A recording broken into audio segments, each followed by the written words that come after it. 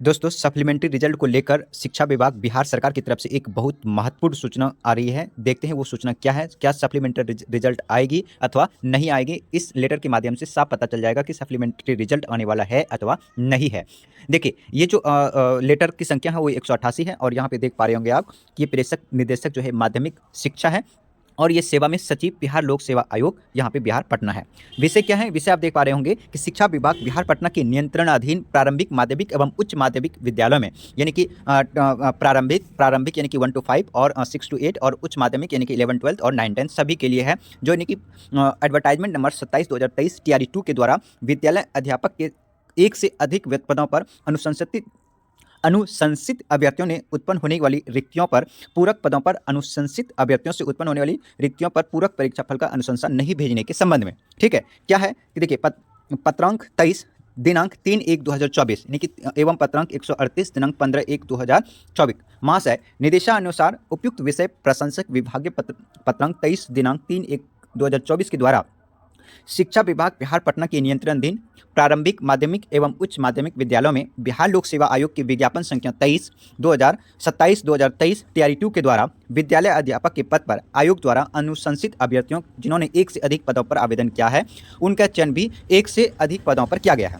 मतलब ये कह रहा है कि जो पहले बीपीएससी ने क्या किया था कि सभी के लिए आप 1 to 5 हो व 6 to 8 हो 9 10 हो या 11 12 हो, किसी अभ्यर्थियों ने सभी में आवेदन कर दिया था और ऐसे कई सारे अभ्यर्थी ऐसे हुए जिन्होंने तीनों में ही सिलेक्शन उनका हो गया, लेकिन वो जॉब तो करेंगे एक ही पर, लेकिन तो उस पर विद्यार्थियों ने यानी कि कैंडिडेट ने अभ्यर्थियों ने विरोध किया था और अनुरोध भी किया था कि आप उस पर जो रिक्तियाँ बन रही है उसे दोबारा आप पूरक रिजल्ट यानी कि सप्लीमेंट्री रिजल्ट के तहत में उसे रिजल्ट दिया जाए, उसी के बारे में उन्होंने बोला है। और उस पर बिहार सरकार या फिर शिक्षा विभाग ने इससे संज्ञान में लिया था और वो उन्होंने कहा था कि हम ठीक है उसको पूरक रिजल्ट के तौर पर हम आपको रिजल्ट देंगे।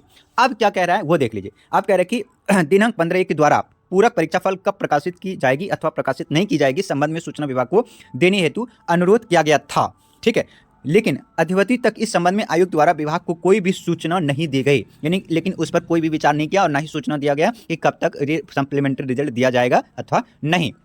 ध्यान हो कि TRE 2 यहाँ पे ज्ञात हो कि TRE 2 का परीक्षाफल लगभग 1 माह पूर्व प्रकाशित किया गया है, यानी कि आप ये बता रहा है कि आपको ज्ञात होना चाहिए कि जो TRE 2 का जो परीक्षाफल है लगभग 1 महीना होने को जा रहा है रिजल्ट घोषित किए हुए।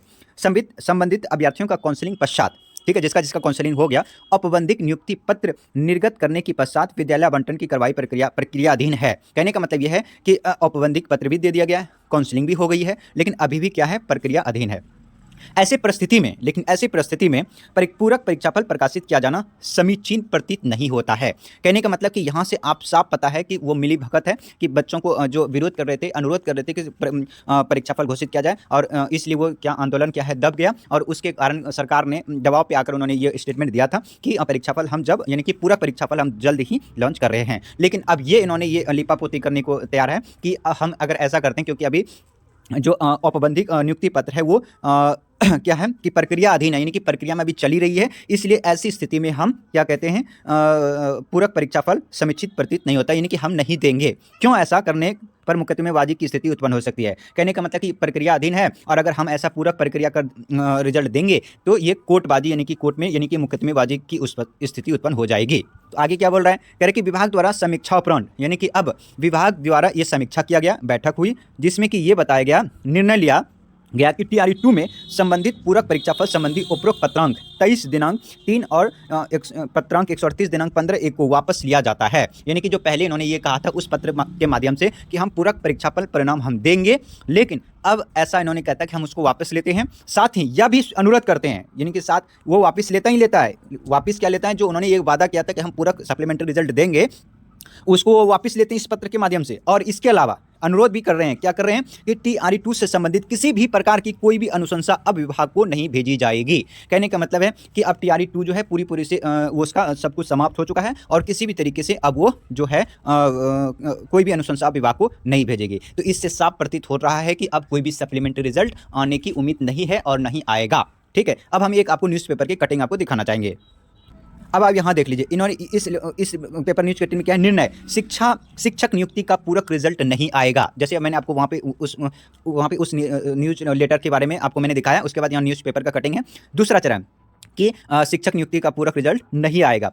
अब यहाँ पे देखिए क्या है कि पटना से ये खबर है, हिंदुस्तान ब्यूरो, बिहार लोक सेवा आयोग की ओर से दूसरे चरण की शिक्षक नियुक्ति के लिए की गई परीक्षा का पूरक रिजल्ट जारी नहीं होगा। इसको लेकर शिक्षा विभाग ने आयोग को पत्र लिखा है। अब विभाग ने पत्र लिखा है कि सफल अभ्यर्थियों को औपबंधिक नियुक्ति पत्र प्राप्त हो गया है, स्कूल आवंटन की प्रक्रिया चल रही है, परीक्षा फल 1 माह के पहले प्रकाशित हुआ है। ऐसे में पूरक रिजल्ट के प्रकाश से मुकदमे की स्थिति उत्पन्न हो सकती है। इसलिए विभाग का निर्णय की पूरक में जारी पूरक रिजल्ट आदेश को वापस लिया जाता है। दूसरे चरण में 14,762 अभ्यर्थी ऐसे हैं जो 1 से अधिक स्तर की शिक्षा प्राप्त में सफल हुए हैं, पर ये शिक्षक किसी एक जगह पर ही काउंसलिंग में उपस्थित हुए हैं।